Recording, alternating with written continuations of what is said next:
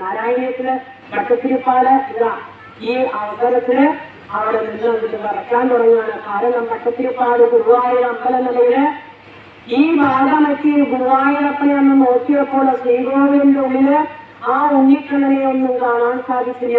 ആ ഹിരണ്യകശിപുവിന്റെ കൊട്ടാരം അവിടെ കാണാണ്. അവിടെ അതിഭീകരമായ രൂപത്തില് ആ ഭഗവാന്റെ രൂപം കണ്ട് ഭട്ടത്തിരിപ്പാട് പോലും നിന്ന് തറച്ചു അവിടെ ഇരുന്നു. ഈ സാധിക്കില്ല എന്ന് സഹോദരനോട് പറയുകയാണ്. പിറ്റേ ദിവസം വന്നു ഭട്ടത്തിരിപ്പാട്. അവിടെ സാധാരണത്തെ പോലെ നാരായണീയം എഴുതാനിരുന്നു, കണ്ണടച്ചിരുന്നു. അത് അതിൻ്റെതായ ആ തുണിൽ നിന്ന് ഒരു ചെറിയതായ നരസിംഹമൂർത്തിയുടെ രൂപം അങ്ങോട്ട് പുറത്തേക്ക് വരികയാണ്.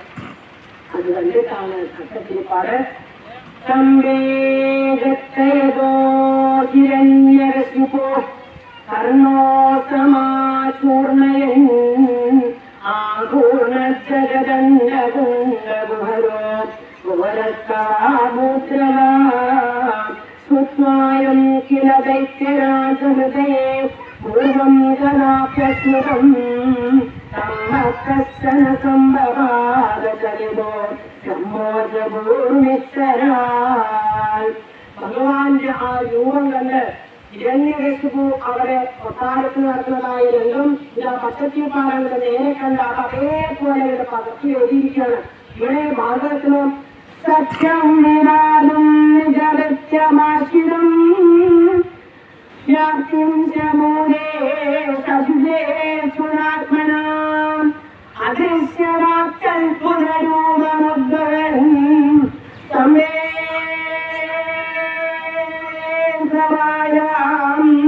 നമൃതം നമാനുഷം സർവത്ര ഗോവിന്ദനാമ സങ്കീർത്തനം. ഈ 14 ലോകങ്ങളെയും അവരെ കിടപ്പിച്ചുകൊണ്ട് ആ ശബ്ദത്തോടുകൂടി ബ്രഹ്മദേവൻ തന്റെ ഇരിപ്പിടമായ ആസനത്തിൽ നിന്ന് അവരുടെ താഴേക്ക് അതാ അങ്ങ് വീഴാണ്. ബ്രഹ്മാവ് തപസ്സിലായ മഹാദേവൻ ശ്രീപരമേശ്വരൻ തപസ്സിൽ നിന്ന് അവരുടെ ഞെട്ടി ഉണർന്നു. ഗ്രഹങ്ങള് നക്ഷത്രങ്ങളെല്ലാം പരസ്പരം അങ്ങോട്ട് കൂട്ടിമുട്ടി, സമുദ്രമൊക്കെ അങ്ങോട്ട് കരയിലേക്ക് അങ്ങോട്ട് കയറി, പർവ്വതങ്ങളുടെ അഗ്രഹങ്ങളൊക്കെ തമ്മിൽ കൂട്ടിമുട്ടി തവിട് പൊടിയായി. ലോകാവസാനാണോ എന്ന് സംശയിച്ചു എല്ലാവരും. വാളും പരിചയമായിട്ട് കയ്യിൽ വെച്ച് ഹിരണ്യകശിപു അവിടെ നിൽക്കുന്നു. തൂണിൽ നിന്ന് ഒരു രൂപമുണ്ട്. ആ ഹിരണ്യകശിപുവിന്റെ മുന്നിലേക്ക് അങ്ങോട്ട് എടുത്തു ചാടി പെട്ടെന്ന് അത് വളർന്നുകൊണ്ട് ആകാശം മുട്ടേ അങ്ങോട്ട് വലിയൊരു രൂപമായി കടന്നങ്ങോട്ട് പരിണമിച്ചു.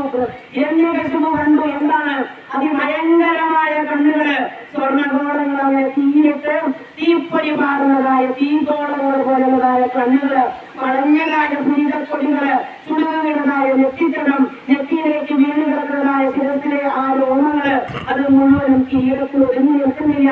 കൂർത്തതായ ഭഗവാന്റെ മുഖം, പതിഞ്ഞതായ മൂക്ക്, ശ്വാസോച്ഛ്വാസം ചെയ്യുമ്പോൾ അങ്ങനെ കൊടുങ്കാറ്റ് പോലെ അവിടെ കാഞ്ഞ് അടിച്ചുകൊണ്ട് വലിയ ഗുഹ പോലുള്ളതായ വായ, കറുത്തതായ കടനായ കൂർത്തമുട്ടതായ മുൻപല്ലുകള്, വളർന്നതായ ദംസകള്, ചെറിയതായ കഴുത്ത്, അതിനങ്ങനെ ചേർത്ത് കെട്ടിയതായ കൗത്തുവരത്നം, ശ്രീവത്സ ചിഹ്നം, വിരിഞ്ഞ മാരണം, ധാരാളം മാലകള്, ഇടുങ്ങിയതായ അരയിൽ നിന്നുള്ളതായ പീതാംബരം, അത് പാദം വരെ വിലതാഞ്ഞു കിടക്കുന്നുണ്ട്. പാദത്തിലെ പൊൻചിലമ്പുകള്, തടിച്ചതായ കണ്ണുകള്, കൈകള്, എണ്ണിയായ ഒടുങ്ങാത്തത്രയും കൈകളിലെല്ലാം തന്നെ ആയുധവുമായിട്ടുള്ളതായ ആ അതിഭയങ്കരമായ രൂപം അവിടെ കണ്ടു. താഴെ നോക്കിയപ്പോൾ ഹിരണ്യകശിപുവിന് തോന്നി പാദങ്ങളൊക്കെ മനുഷ്യന്റെയാണ്. ഇതെന്തായാലും എന്നെ ഒന്നും ചെയ്യാൻ സാധിക്കില്ല. മുഖം എങ്ങനെയാണ് സിംഹത്തിന്റെ പോലെയുണ്ട്. ആ മനുഷ്യരൂപം ഇവൻ തന്നെയാണ് എന്നെ അനുജനെ കൊന്നത്, ഇവൻ വിഷ്ണു തന്നെയാണ് എന്ന് പറഞ്ഞ് ഭഗവാനെ ചാടി പിടിച്ചു. കയ്യിൽ വാളും പരിചയമായിട്ട് എല്ലാവരും പറയാൻ തുടങ്ങി എന്താണ് ഹിരണ്യകശിപുവിനെ തോൽപ്പിക്കാൻ ആർക്കും സാധിക്കില്ല. കാരണം ഹിരണ്യകശിപു വരം വാങ്ങിയിട്ടുണ്ട്. അപ്പോഴേക്കും ഹിരണ്യകശിപുവിന് ഉശിരും കൂടിക്കൂടി വന്നു. തമ്മന്യമാനോ ശരീരസംഹിതം, താൻ വരം വാങ്ങിയിട്ടുണ്ട്, എന്നെ അങ്ങനെയൊന്നും ആർക്കും കൊല്ലാൻ സാധിക്കില്ല. അങ്ങനെ നിൽക്കുന്നതായ സമയത്ത് ഭഗവാൻ അവിടെ ചാടി പിടിച്ചു. ആ ഭഗവാന്റെ ഭക്തന്മാരുടെ വാക്ക് പാലിക്കാനായിക്കൊണ്ട് ഹിരണ്യകശിപു ഒന്ന് ജയിച്ചു എന്ന് ഭഗവാനും വരുത്തിക്കണം. ഭഗവാൻ വിട്ടു തോറ്റു എന്ന് ആ എല്ലാവർക്കും തോന്നട്ടെ എന്ന് വിചാരിച്ച് ആദ്യം അങ്ങനെ ഭഗവാൻ വിട്ടുകൊടുത്തു. അതെന്തായാലും ഉണ്ടായി. കാരണം ഇതൊക്കെ തന്നെ വരത്തിൽപ്പെട്ടതാ. ബ്രഹ്മാവിനോട് ഭഗവാൻ വാക്ക് പറഞ്ഞിട്ടുണ്ട്, നാരദനോട് പറഞ്ഞിട്ടുണ്ട്, പ്രഹ്ലാദനോട് പറഞ്ഞിട്ടുണ്ട്, ഹിരണ്യകശിപു പറഞ്ഞിട്ടുണ്ട്. എന്താണ്? ബ്രഹ്മാവ് ഇതെല്ലാം ശരിയാക്കാൻ വേണ്ടിക്കൊണ്ട്, എല്ലാവരുടെയും ആ വാക്കിനെ പാലിക്കാൻ വേണ്ടിക്കൊണ്ട് ഹിരണ്യകശിപു പറഞ്ഞു എന്താണ്? അതിന്റെ അനുജനെ കൊന്നവനെ താൻ രക്തം കൊണ്ട് തർപ്പണം ചെയ്യിക്കും. അത് തീർച്ചയായി ഏതാണ്ട് ഒരു വിധത്തില് അതിന് രാത്രി പാടില്ല, പകല് പാടില്ല, മുഹൂർത്തമാവാൻ ഭഗവാൻ അങ്ങോട്ട് കാത്തുനിന്നു. സമയം നൃസിംഹമൂർത്തി അത് ആ മാറിലേക്ക് അങ്ങോട്ട് ചാടി കുതിക്കാമെന്നതായ സമയത്ത് ഹിരണ്യകശിപുവിനെ അങ്ങോട്ട് പിടിച്ച് തന്നെ മതിയിൽ അങ്ങോട്ട് കലക്കിക്കൊണ്ട് ഭഗവാൻ ആ ഹിരണ്യകശിപുവിന്റെ ചെവിയുടെ നേർക്ക് പോയി ഒരൊറ്റ അലർച്ച അങ്ങോട്ട് കൊടുത്തു. ആ അട്ടഹാസം അലർച്ച അങ്ങോട്ട് കേട്ടു. എല്ലാവരും അവിടെ ശബ്ദിക്കാൻ സാധിക്കാതെ നിൽക്കുകയാണ്. മുഖം ചേർത്ത് വെച്ച് ഭഗവാൻ അങ്ങോട്ട് അലർച്ചയെ തോൽപ്പിച്ചു. കാരണം ഇത് വരത്തിൽപ്പെട്ടതല്ല. അലർച്ച കൊണ്ട് തന്നെ തോൽപ്പിക്കാൻ പാടില്ല എന്ന് വരം വാങ്ങിയിട്ടില്ല. ചെവിയോട് ചേർത്ത് വെച്ച അലർച്ച കേട്ടത് ഭയങ്കരമായി ഗർജിച്ച് ആ ഹിരണ്യകശിപു അങ്ങോട്ട് ബോധം കെട്ടു വീണു. ഈ അലർച്ച കേട്ടതും ഉടനെ തന്നെ ഭഗവാൻ ആ ഹിരണ്യകശിപുവിനെ നെഞ്ചങ്ങോട്ട് കയറി വലിച്ചെടുത്ത് ആ കുടൽമാല കഴുത്തിലങ്ങോട്ട് അണിഞ്ഞു. ഘോരമായിട്ട് ഗർജിച്ചുകൊണ്ട് കോപം തീരാതെ തന്നെ ആ ഭഗവാൻ അസുരന്മാരെ മുഴുവനും എടുത്ത് എഴുതാൻ തുടങ്ങി. ആ എല്ലാവരും സ്തംഭിച്ചു നിൽക്കുകയാണ്. സൂര്യനും ചന്ദ്രനും സകല ഗോളങ്ങളും ആദ്യം ഒരു ശബ്ദത, ഒരു നിശബ്ദത എല്ലാദിക്കും. പിന്നീട് കോലാഹലായി ദേവന്മാരെല്ലാവരും ദൂരെ നിന്നുകൊണ്ട് ഭഗവാനെ ഓരോരോ ശ്ലോകങ്ങൾ കൊണ്ട് സ്തുതിക്കുകയാണ്. ബ്രഹ്മാവ് ഗിരിഞ്ചവാസവമുഖ പ്രത്യേകോഷത. സാധാരണ ബ്രഹ്മാവ് സ്തുതിക്കാൻ തുടങ്ങിയാൽ ഒരു 40-45 ശ്ലോകം ഇല്ലാതെ ആൾക്കാർ പോവില്ല. എന്നാൽ ഇന്നോ ഇതാ ഭഗവാനെ അവിടെ കണ്ടപ്പോഴത്തേക്കും ഒരൊറ്റ ശ്ലോകം കൊണ്ട് ഭഗവാൻ പറഞ്ഞു, മഹാലക്ഷ്മിയുടെ സരസ്വതി ദേവരുടെ സരസ്വതി, എനിക്കിനിപ്പോ സ്തുതിക്കാനൊന്നും സാധിക്കില്ല, എന്താ ചെയ്യണമെന്ന് അറിയില്ല. വേഗം പോയി മഹാലക്ഷ്മിയുടെ അടുത്തേക്ക്, അമ്മേ എന്റെ അച്ഛനതാ അവിടെ ഭർത്താവ്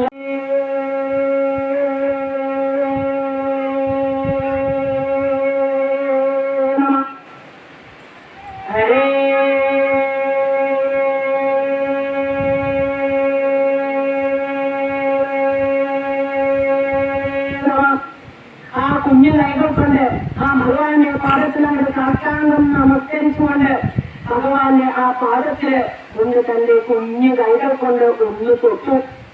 ഭഗവാൻ ഒന്ന് നോക്കി ആ തന്റെ ഉള്ളിൽ എത്രയൊക്കെയോ ദുഃഖം അനുഭവിച്ചിട്ട് യാതൊരു ആവലാതിയും പറയാതെ തന്റെ ഉള്ളിൽ അത് തോന്നിയതോടുകൂടി അങ്ങോട്ട് വാരിയെടുത്ത് കെട്ടിപ്പിടിച്ചുകൊണ്ട് ഭഗവാൻ തന്റെ മണ്ണിൽ അങ്ങോട്ട് വെച്ചു.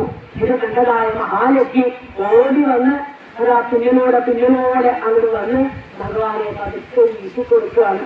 ബ്രഹ്മാവിന് ആശ്വാസമായി.